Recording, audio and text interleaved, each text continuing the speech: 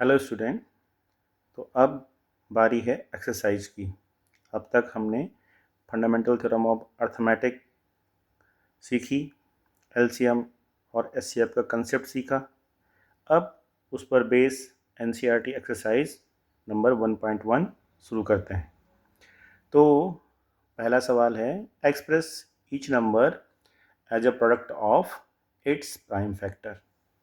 और पहला इसमें दे रखा है 140। तो 140 को हम कैसे एक्सप्रेस कर सकते हैं?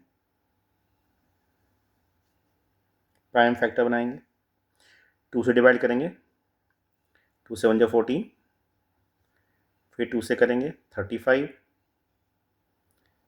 फिर 5 से करेंगे 7, फिर 7 से करेंगे 1।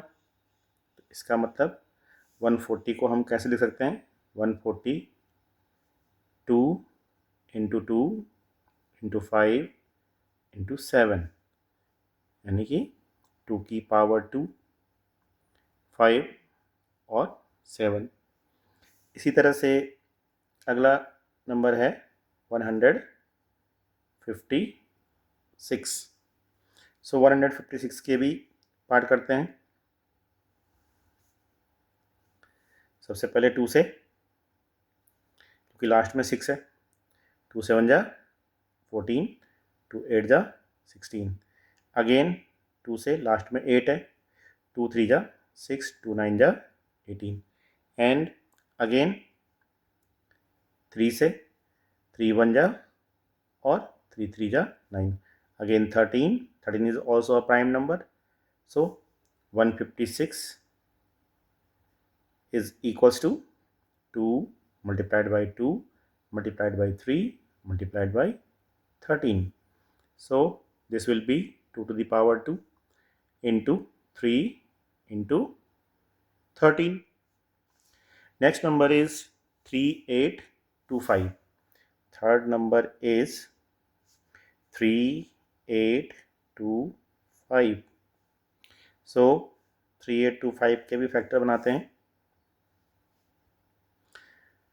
लास्ट में 5 है तो 5 से डालते हैं, 5 7 जा 35, 3 32, 5 6 जा 30, 2 25, 5 5 जा 25। अगेन फिर 5 से, 5 1 जा 5, 5 जा 5 3 जा। अगेन 3 से, 3 5 जा 3 1 जा। अगेन 3 से 17, अगेन 17 से 1. So it can also express 3825. कैसे करेंगे? 5 multiplied by 5 multiplied by 3 multiplied by 3 multiplied by 17. It can also written as 3 to the power 2, 5 to the power 2 or 17. Next number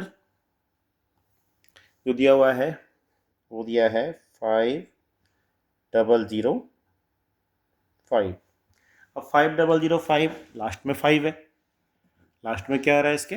5। सो 5 से ही पहले इसको डिवाइड करते हैं। सो 5 से डिवाइड करेंगे, 5 1 जा 00, 5 1 जा। अगेन अब देखो 1001, तो 1001 जो है, अगर मैं इसके ऑड प्लेस और इवन प्लेस के नंबरों का सम कर दूं अलग अलग, मतलब ऑड प्लेस के नंबरों का सम अलग करूं, 1 + 0 तो 1 होता है, और 0 + 1 1 होता है, और उनका डिफरेंस 0 होता है, इसलिए ये 11 से डिविजिबल होगा। सो 11 से डिविजिबल करो, 11 9 जा 99। सो 1 11 1 जा 11। अगेन 7 से हम कर सकते हैं, 7 13 जा एंड 13 1 जा। सो it will be written as 5 into 7 into 11 into 13. And the last number is 7 4 2 9. अब थोड़ा सा इस सवाल में आपको थोड़ा परेशानी होगी। देखिए कैसे, अगर आप देखते हैं लास्ट में 9 है तो 2 से इसमें डिविजिबल नहीं होने वाला, क्योंकि 2 से वही नंबर डिविजिबल होता है जिसके लास्ट में कोई इवन नंबर होता है। अच्छा, 3 से चेक करते हैं, क्योंकि लास्ट में 9 है तो हो सकता है 3 से हो जाए। अब इनका जरा सम करते हैं, तो 7 + 4 11, 11 + 2 13, 13 + 9 22, और 22 का सम हुआ 4, तो वो 3 से डिविजिबल नहीं है, इसलिए वो 3 से भी डिवाइड नहीं होगा।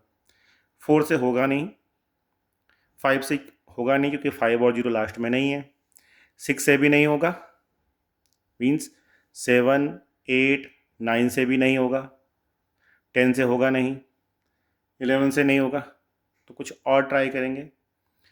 चलो 17 ट्राई करते हैं। 17 4 जा, 3 जा, 7 जा।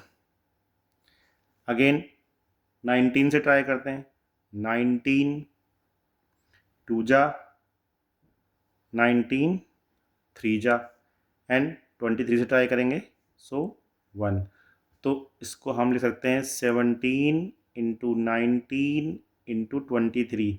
और अब इनके पार्ट नहीं होते हैं क्योंकि ये सभी नंबर कैसे हैं, प्राइम नंबर है, तो हमने इनको प्राइम नंबर के फैक्टर बनाए हैं सारे। देखो 5 7 11 13 प्राइम नंबर है, 2 5 7 प्राइम नंबर है, 2 3 13 प्राइम नंबर है, 3 5 17 प्राइम नंबर है। तो ये था आपका क्वेश्चन नंबर 1। अब क्वेश्चन नंबर 2 क्या कहता है कि find the LCM, find the LCM and HCF of the following number. जो फॉलोइंग नंबर मैं लिखूंगा उनका आपको एलसीएम एंड एचसीएफ निकालना है। और एक रिलेशन मैंने बताया था पिछले वीडियो में, LCM into HCF equal to product of two numbers. इसको वेरीफाई करना है। तो आपके पास जो नंबर गिवन है, पहला नंबर है 26 और अगला नंबर है 91। अब पहले 26 के हम पार्ट करते हैं, तो 2 × 13, 2 भी प्राइम नंबर है और 13 भी प्राइम नंबर है। नाउ 91 के पार्ट करते हैं, 7 × 13। अब जरा हम यहाँ चेक करें कि इसका एचसीएफ क्या होगा। एचसीएफ क्या बताया था, कॉमन नंबर एचसीएफ होगा, तो कॉमन नंबर एचसीएफ होगा मीन 13 इसका एचसीएफ होगा। और एलसीएम क्या होगा, एलसीएम में कॉमन नंबर तो एक बार आएगा लेकिन बाकी नंबर भी आएंगे, 2 7 और 13। तो अब अगर इसको मल्टीप्लाई करें मीन्स 14 × 13 करें तो ये क्या हो जाएगा, 182। यहाँ पे हुआ 14 और यहाँ पे हुआ 13, तो 13 13 जा होता है 169, और एक 13 इसमें और जोड़ देंगे तो हो जाएगा 182। This is HCF, this is LCM. Now LCM into HCF equal to product of two number. तो अब हमें क्या करना है कि एचसीएफ मीन 13 और 182 को मल्टीप्लाई करेंगे। तो इनको मल्टीप्लाई, वीडियो को पॉज करो और इसको ज़रा मल्टीप्लाई करके देखो यहाँ पे कितना हुआ। तो इसका मल्टीप्लाई करके आएगा, यहाँ इसको अलग से करेंगे, 182 और 13 से मल्टीप्लाई करो, 3 2 जा 6, 3 8 जा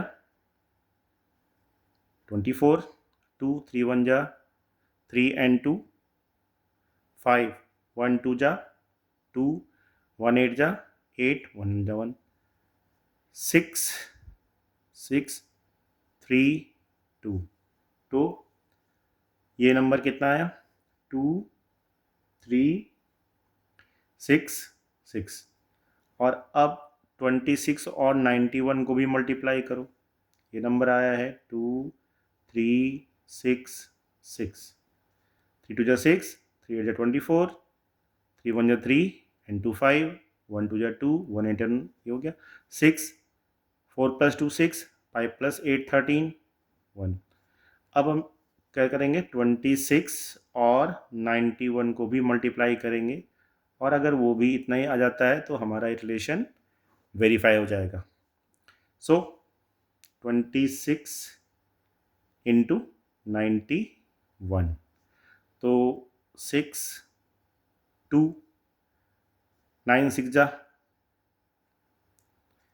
54 5, 9 2 जा 18 and 18 and 5 23।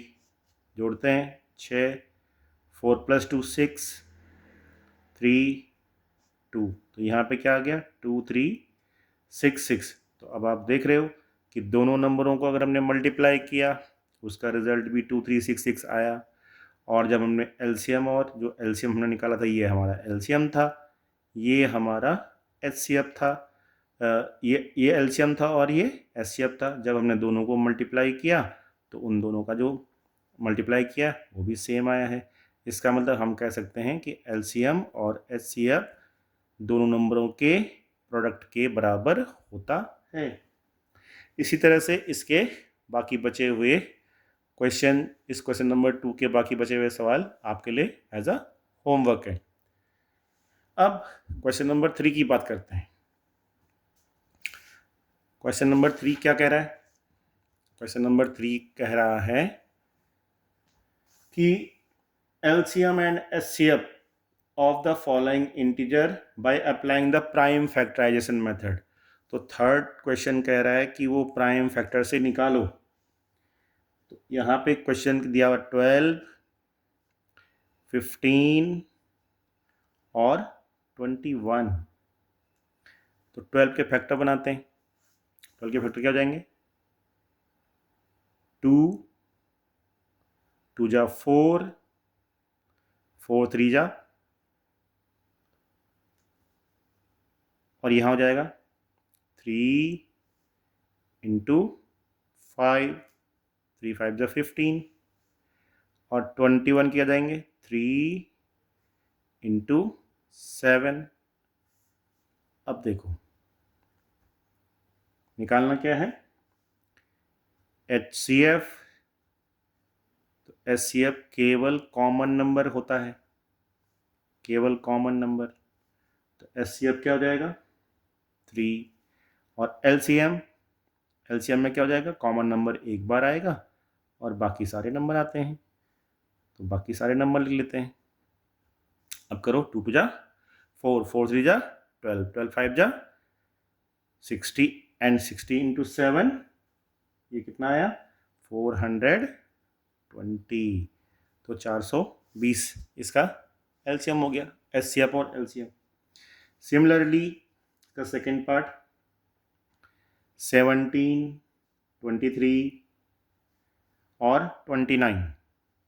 तो 17 को करेंगे 17 इंटू 1, 23 करेंगे 23 इंटू 1, क्योंकि ये प्राइम नंबर है ना। 29 इंटू 1। तो भाई एचसीएफ क्या आएगा, कॉमन क्या है इनमें, एचसीएफ कॉमन क्या है ओनली 1, ओनली 1 है, तो एचसीएफ 1 आएगा। और एलसीएम जब हम निकालेंगे तो हम करेंगे 17, 23 और 29 का मल्टीप्लाई, और जो मल्टीप्लाई करके कितना आएगा, इसको अलग से सॉल्व करो, थोड़ा वीडियो को पॉज करो और फिर इसको सॉल्व करने की कोशिश करो। 17, 21 और 29, ये हो जाएगा 23 इंटू 17, 7 3 जा 21, 2 7 2 जा 14, 2 16, 1 3 जा 3, 1 2 जा 2। अब जोड़ो 1 6 और 3 9 3 and now it also multiplied by 29. So 9 1 ja 9, 9 9 ja 81, 8, 9 3 ja 27, 27 और 8 35, 2 1 ja 2, 2 9 ja 18, 1 2 3 ja 6 and 1 7. अब इसको सॉल्व करते हैं. 9 3 13 और 11. तो ये क्या हो जाएगा? 1 1 3 3 9. इसका एलसीएम हो गया. सिमिलरली लास्ट क्वेश्चन को, इसके लास्ट पार्ट को आप अपने आप कर लोगे. Question number 4. क्वेश्चन नंबर 4 क्या कह रहा है? गिवन दैट, ये कह रहा है गिवन दैट HCF 306 657, इनका जो HCF है वो 9 है और LCM जो है वो आपको निकालना है. इनका LCM क्या होगा? HCF गिवन है, LCM निकालना है. अब आपको मैंने एक फॉर्मूला बताया था, HCF into LCM equal to product of number, मतलब A और B का मल्टीप्लाई. ये A हो गया और ये B हो गया और HCF दिया हुआ है 9, तो HCF जगह में लिख देंगे 9, LCM की जगह में LCM लिख देंगे और 306 इंटू 657. अब हम LCM निकालेंगे तो LCM क्या हो जाएगा? 306 इंटू 657 अपॉन 9.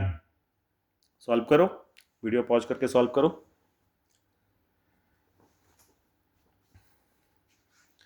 वीडियो पॉज करके सॉल्व करो. क्या हो जाएगा?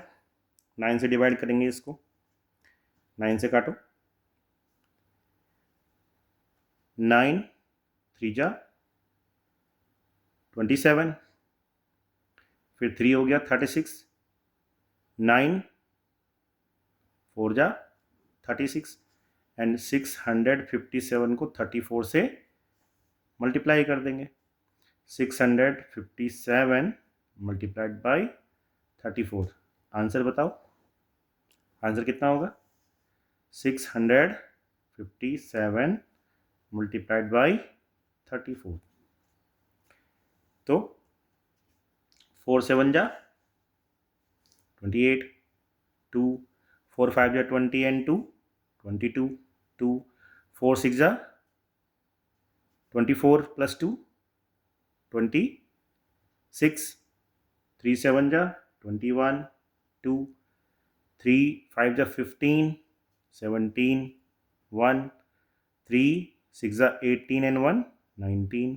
अब ऐड करो 8 3 3 1 कैरी 9 and 3 12 1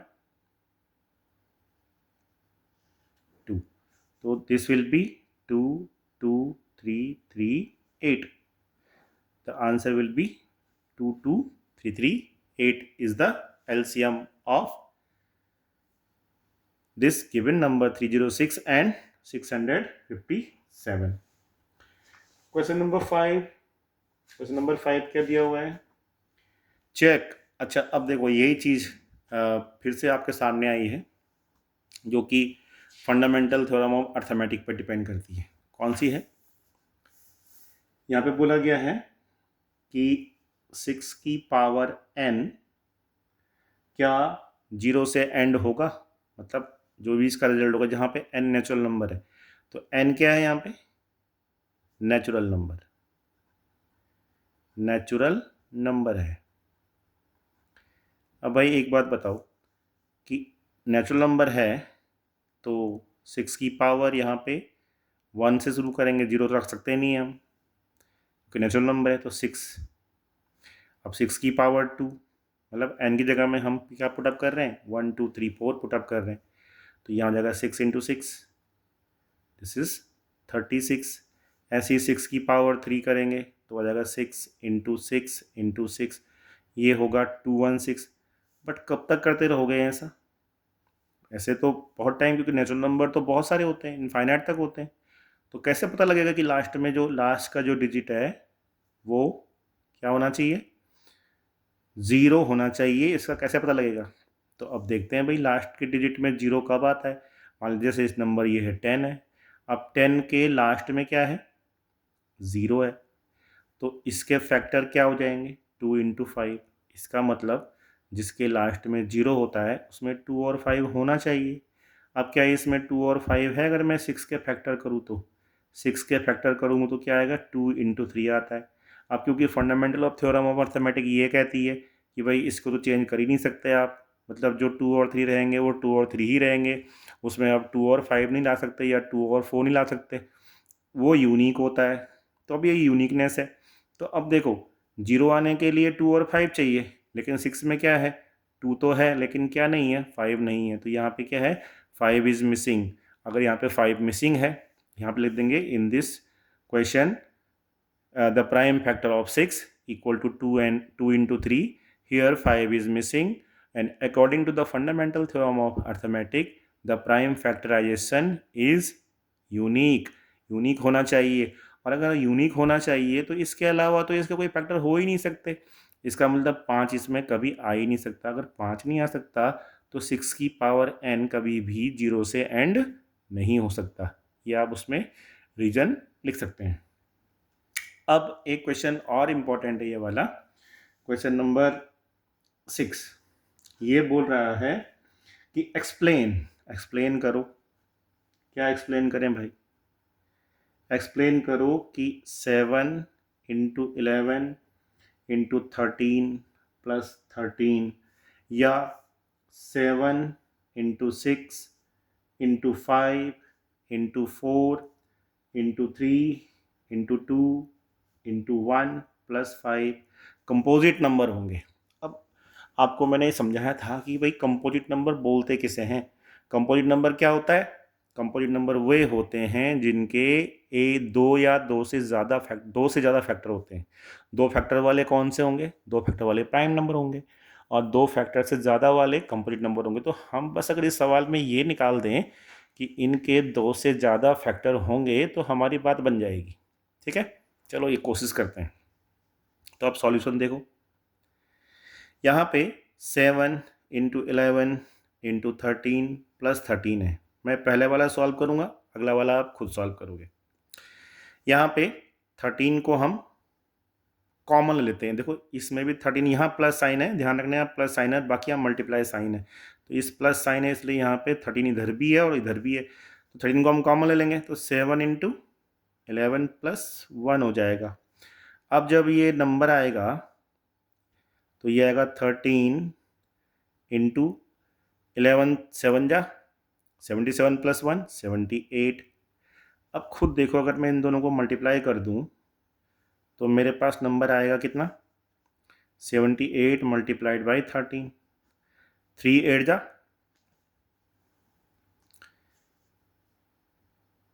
24, 2 3 7 जा 21, 21 and 2 23, 1 8 जा 8 and 1 7 जा 7, 3 जा 24, 2 7 3 7 जा 21 and 2 23।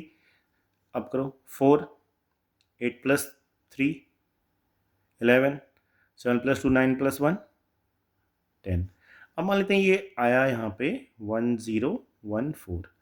अब जो 1014 आया भाई, इसके तो ऑलरेडी दो फैक्टर हैं ही ना, ऑलरेडी दो फैक्टर हैं 1014 के। ऑलरेडी दो फैक्टर कौन से हैं? 13 और 78 हैं। और 1014 के ये तो फैक्टर होगा ही ना, ये वाला 1 इंटू 1014 तो हम कर ही सकते हैं। अब अगर 1 इंटू 1014 करेंगे तो इसके कुल फैक्टर कितने हो गए? 1 2 3 और 4, 4 फैक्टर हो गए। अब जब इसके 4 फैक्टर हो ही गए, दो से ज़्यादा फैक्टर हो ही गए, तो इस नंबर को मैं प्राइम बोलूँगा, क्या बोलूँगा इसको मैं? कंपोजिट बोलूँगा। इसका मतलब अगर ये कंपोजिट होगा तो ये भी तो कंपोजिट होगा, क्योंकि ये इसी से तो आया है, क्योंकि इसके 1 2 3 4 फैक्टर आए। भाई ये तो होता ही है ना, 1 तो सभी का फैक्टर होता है, और वो नंबर तो उसका फैक्टर होगा ही जो नंबर वो है। साथ में 2 फैक्टर और भी लिखे हैं यहाँ पे, 13 इंटू 78। तो अगर मैं इसके फैक्टर फिलहाल, अगर और भी फैक्टर होंगे इसके, 2 से या 4 से ज़्यादा भी फैक्टर हो सकते हैं, लेकिन मैं मोटा मोटा यह मान लूँ कि भाई एक तो उसका फैक्टर होगा ही, वो नंबर भी खुद उसका फैक्टर होगा ही, साथ में 2 फैक्टर तो यहाँ पे दे ही रखे हैं। तो अब अगर 2 फैक्टर यहाँ दे रखे हैं तो कुल फैक्टर कितने हो गए? 2 से ज़्यादा फैक्टर हो गए। जब 2 से ज़्यादा फैक्टर हो गए तो 1014 आंख मूंद के बोलेंगे ये कंपोजिट नंबर है। अब अगर ये कंपोजिट नंबर है तो फिर ये भी तो कंपोजिट ही हुआ। इसी तरह से आप इस वाले क्वेश्चन को भी कर सकते हो, 7 6 5 4 3 2 1 +5। अब देखो यहाँ +5 है तो यहाँ पे आप 5 कॉमन ले लेना, ठीक है, और 5 कॉमन लोगे, बाकी जो अंदर सॉल्व होगा उसी तरह से जिस तरह से ये हमने सॉल्व किया हुआ है हम इसी तरह से सॉल्व कर लेंगे, ठीक है। नेक्स्ट क्वेश्चन है, इस एक्सरसाइज का लास्ट क्वेश्चन है कि there is a circular path around a sport field. अब देखो ये सवाल बड़ा इंटरेस्टिंग सवाल है। कह रहे कि भाई एक रनिंग ट्रैक है, एक ऐसे समझ लो कि एक सर्कुलर पाथ है ऐसा दौड़ने वाला। देखा होगा आपने ओलंपिक में, देखा होगा ना गेम में, बीच में क्या होता है, ग्राउंड होता है और उसके चारों तरफ ऐसे रनिंग ट्रैक टाइप का बनाया जाता है। अब वो कह रहा है कि इसमें सोनिया और रवि यहाँ पे से दौड़ लगाते हैं। ये स्टार्टिंग पॉइंट है, यहाँ से वो दौड़ लगाना शुरू करते हैं, मतलब एक इधर दौड़ रहा है, ये एक यहाँ दौड़ रहा है, यहाँ पे सोनिया हो गई, यहाँ पे रवि हो गया, ये दौड़ लगाते। अब जो सोनिया है वो 18 मिनट लेती है, 18 मिनट लेती है किसमें, एक राउंड को पूरा करने में, और रवि 12 मिनट लेता है। तो भाई रवि फास्ट जा रहा है सोनिया से, तो हम ये यहाँ पे ये बात बोली गई है कि अगर वो एक साथ चलना शुरू करें, मतलब यहाँ स्टार्टिंग पॉइंट से एक साथ चलना शुरू करें, तो फिर दोबारा वो कब एक साथ हो जाएंगे, दोबारा वो फिर यहाँ पे कब मिलेंगे। अच्छा चलो इस सवाल को प्रैक्टिकली सोचते हैं पहले, है ना। एक बात बताओ कि कोई आदमी यहाँ से चल रहा है, वो 18 मिनट लगा रहा है पूरा करने में और ये 12 मिनट लगा रहा है, तो सोचो जब ये 12 मिनट हो जाएंगे, जब घड़ी में 12 मिनट हो जाएंगे तो रवि जो है फिर यहीं पे आ जाएगा, मतलब 12 मिनट के बाद वो फिर यहीं पे आ जाएगा। लेकिन सोनिया क्योंकि 18 मिनट में एक चक्कर पूरा कर रही है, सोनिया पीछे रहेगी। फिर जैसे ही 24 मिनट होंगे रवि 2 चक्कर लगा देगा। फिर जैसे ही 36 मिनट होंगे रवि 3 चक्कर लगा देगा। मतलब कि मैं रवि का यहाँ पे राउंड लिखता हूँ, तो पहला राउंड लगाया उसने 12 मिनट में, दूसरा राउंड लगा देगा 24 मिनट में, तीसरा राउंड लगाएगा 36 मिनट में।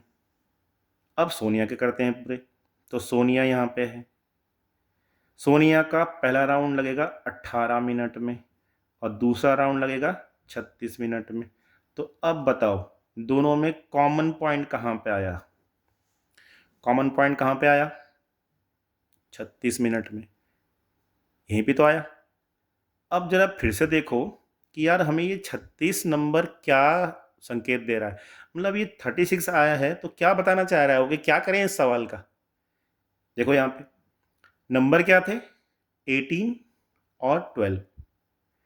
अब 18 का भी डिवाइड 36 में हो रहा है और 12 का डिवाइड भी 36 में हो रहा है। इसका मतलब 36 एक ऐसा नंबर हुआ जो कि गिवन नंबर से डिवाइड हो रहा है, और गिवन नंबर से कौन सा नंबर डिवाइड होता है, एलसीएम। कौन सा नंबर डिवाइड होता है, एलसीएम, क्योंकि एलसीएम ही वो नंबर है जो गिवन नंबर से डिवाइड होता है। मैंने पिछले वीडियो में आपको बताया था एलसीएम एचसीएफ वाले वीडियो में कि एलसीएम एक ऐसा नंबर होता है जो गिवन नंबर से डिवाइड होगा।